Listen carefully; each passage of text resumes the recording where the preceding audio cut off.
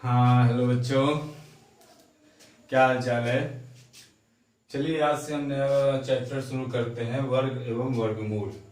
वर्ग एवं वर्गमूल यानी संख्याओं का वर्ग किसे कहते हैं, किसी भी संख्याओं का वर्गमूल क्या होता है। तो वर्ग का मतलब होता है बाबू जी, ये देखिए हमने यहाँ पर लिख दिया है कि किसी संख्या को स्वयं से गुणा करने पर प्राप्त गुणनफल उस संख्या का वर्ग कहलाता है। अगर कोई भी संख्या आप लीजिए, जैसे मान लीजिए हमने लिया एक संख्या 12, एक संख्या हमने लिया 12 और कहता है कि इसका स्वयं से गुणा कर दीजिए, यानी 12 गुणे 12, ये अगर गुणा करेंगे तो आएगा 144। तो हम कह सकते हैं कि 144 जो है 12 का वर्ग है। 144 जो है 12 का वर्ग है। वर्ग को लिखने का तरीका ये होता है, इसे हम घात 2 के रूप में लिखते हैं। अगर हमें कहना है किसी संख्या का वर्ग, जैसे मान लो लिखना है हमें कि 8 का वर्ग, 8 का वर्ग, इसको गणितीय भाषा में अगर हम लिखेंगे तो लिखेंगे 8 का स्क्वायर या 8 की घात 2। और घात का मतलब ये होता है कि जितनी घात होती है उस संख्या का आपस में उतनी बार गुणा होता है। तो अगर 8 का घात 2 है तो ये हो गया 8 गुणे 8 बराबर 64। तो आप कह सकते हैं कि 64 जो है 8 का स्क्वायर है। 64 जो है 8 का स्क्वायर है। तो ये तो हो गया वर्ग। वर्ग को हम ऐसे ही लिखते हैं। अब वर्ग के बारे में ही कुछ हम और अच्छी बातें जान लें। वर्ग कैसे निकाला जाता है, बड़ी बड़ी संख्याओं का वर्ग कैसे निकालेंगे, छोटी संख्याओं का वर्ग कैसे निकालेंगे, कुछ और चीजें उसमें हम चलिए सीखते हैं।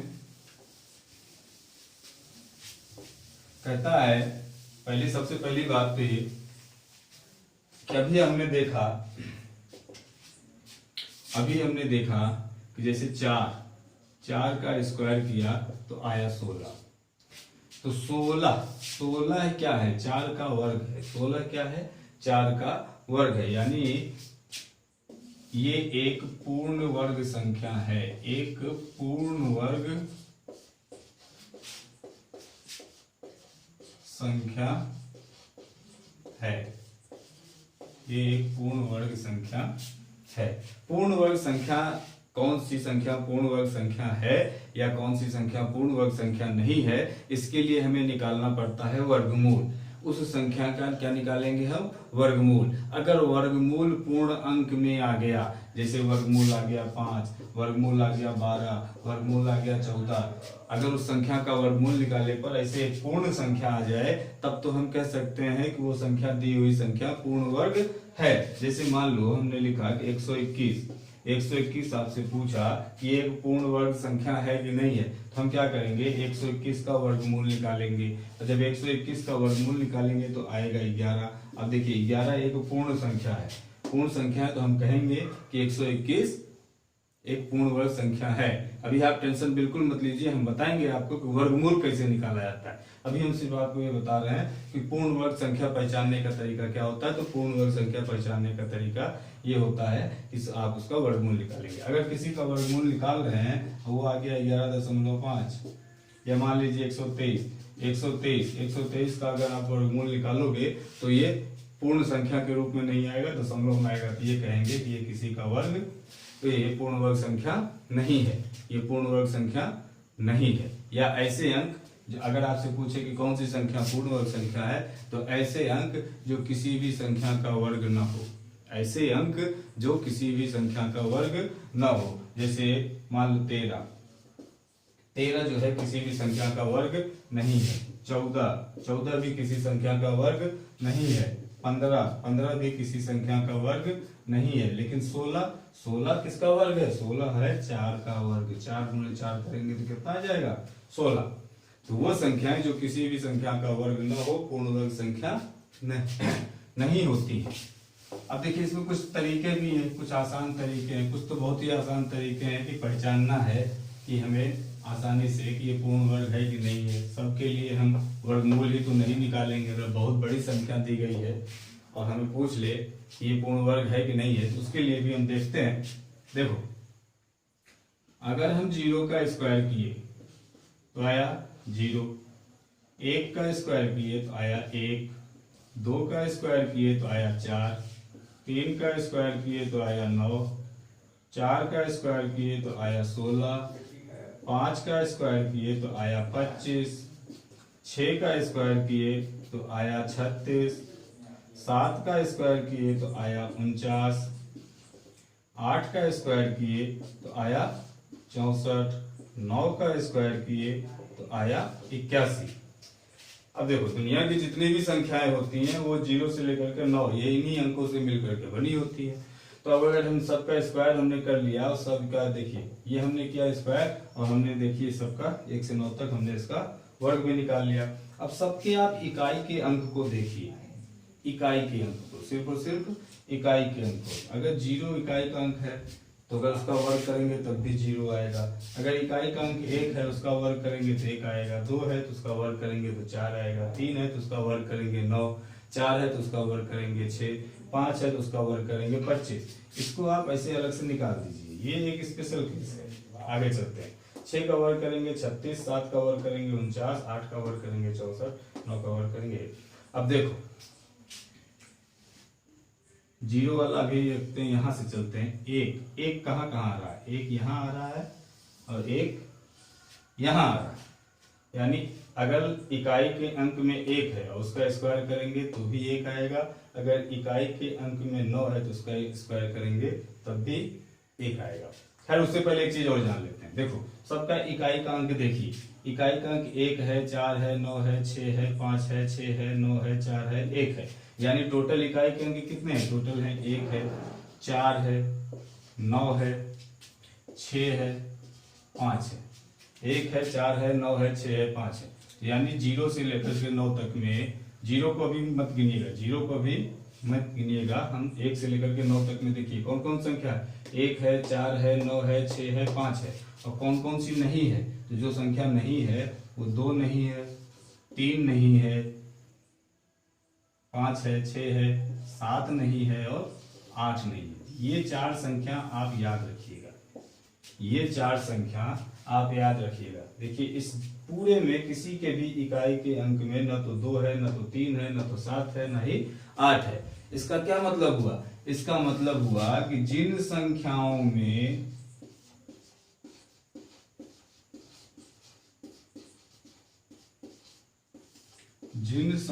में इकाई का अंक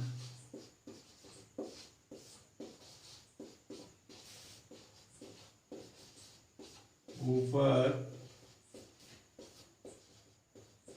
दी गई संख्या हो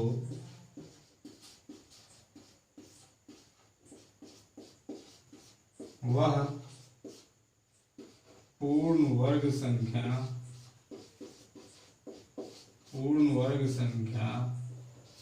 कभी नहीं हो सकती।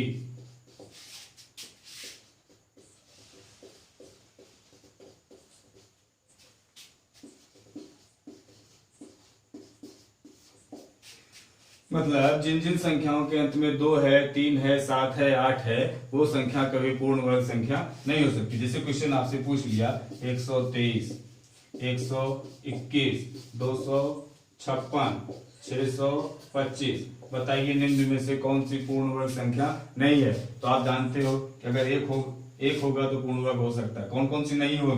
2 नहीं होना चाहिए, 3 नहीं होना चाहिए, 7 नहीं होना चाहिए, 8 नहीं होना चाहिए। ये देखिए इसमें लास्ट में 3 है, अगर लास्ट में 3 आ गया तो ये कभी भी पूर्ण वर्ग संख्या नहीं होगी। पूर्ण वर्ग संख्या का मतलब जब इसका आप वर्गमूल निकालेंगे तो कभी भी पूर्णांक नहीं आएगा, ये दशमलव में आएगा। दूसरा उदाहरण, जैसे एक और उदाहरण ले लीजिए, जैसे 127 लिख दें, 127 लिख दें तो ये भी कभी पूर्ण वर्ग संख्या नहीं होगी। जैसे लंबी संख्या है, क्वेश्चन आपसे 8-8, 10-10 अंकों वाले संख्याओं का पूछे कि इसका ये पूर्ण वर्ग संख्या है कि नहीं है, तो वहां तो सबसे पहले आप यही चेक करेंगे कि 2, 3, 7, 8, 2, 3, 7, 8। जैसे मान लीजिए 2, 4, 6, 5, 8, 9, 7 इतनी बड़ी संख्या आपसे दे दी जाए और कहा जाए कि क्या ये पूर्ण वर्ग संख्या है कि नहीं है, तो पूर्ण वर्ग आप देखेंगे लास्ट में 7 है, तो इसका मतलब ये कभी भी पूर्ण वर्ग संख्या नहीं हो सकती है। तो इतनी बात समझ में आ गई कि अगर लास्ट में 2 है, 3 है, 7 है, 8 है, ये कभी भी पूर्ण वर्ग संख्या नहीं हो सकती। अब 0 के लिए देखिए, 0 के लिए क्या करना है?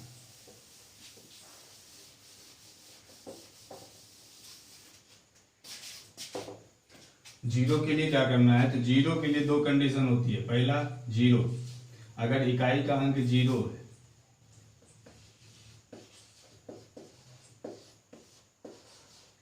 इकाई का अंक जीरो है तब।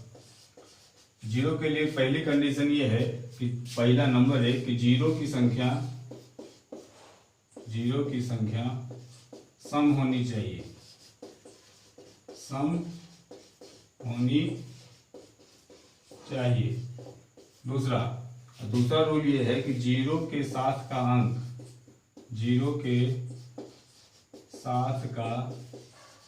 अंक पूर्ण वर्ग होना चाहिए, पूर्ण वर्ग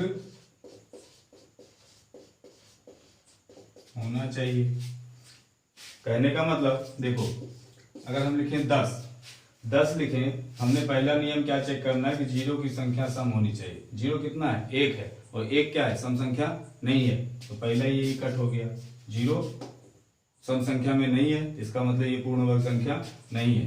अगर लिखा हो 100 लिखा है, देखिए जीरो यहाँ पर कितने, 2 हैं, तो उसके बाद ये तो सम है, लेकिन दूसरी कंडीशन भी हमें जांचनी होगी, तो जीरो के साथ का अंक पूर्ण वर्ग होना चाहिए। तो एक जो है ये पूर्ण वर्ग में आएगा, यानी ये 100 हो गया, तो 100 हो गया, इसका वर्गमूल हो सकता है, तो ये एक पूर्ण वर्ग संख्या है। अब अगर यहीं पर हम 200 लिख दें, देखिए जो डबल जीरो है, यानी ये तो सम में है, लेकिन जो 2 है, 2 पूर्ण वर्ग नहीं है। क्यों? क्योंकि एक किसी का वर्ग नहीं है, 2 किसी का वर्ग नहीं है। एक तो अपने स्वयं का वर्ग होता है, लेकिन 2 का वर्ग कर दोगे तो 4 होगा, तो 2 किसी का वर्ग नहीं है, अर्थात ये पूर्ण वर्ग नहीं है, तो ये भी पूर्ण वर्ग संख्या नहीं होगी। 300 करोगे, ये भी नहीं होगा, लेकिन जैसे ही हम 400 कर दिए, देखो जीरो की संख्या 2 है और ये 4 है, 4 किसका पूर्ण वर्ग है, 2 का पूर्ण वर्ग है, तो ये होगा।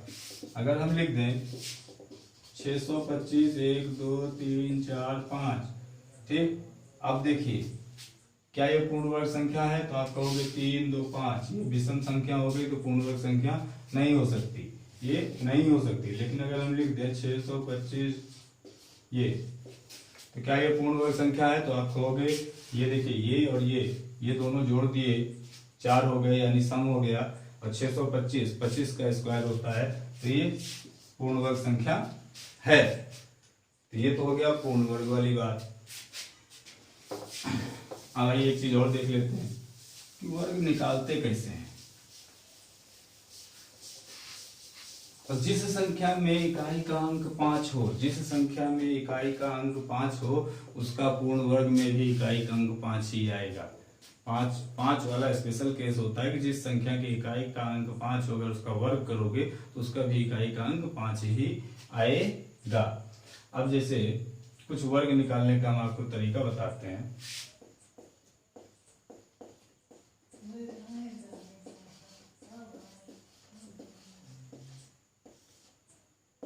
वर्ग निकालने का तरीका, एक तो सिंपल सा तरीका है कि अगर आपसे पूछे कि 89 का वर्ग यानी 89 का स्क्वायर कीजिए, तो आप क्या करोगे भाई, 89 गुणे 89 करोगे और जितना आएगा उतना आप लिख देंगे। लेकिन हम क्या कहते हैं, हम कहते हैं कि इसके 3 रूल हैं, याद रखिए। पहला, इकाई के अंक का वर्ग करें, इकाई के अंक का वर्ग। दूसरा, ये पहला हो गया। दूसरा रूल कहता है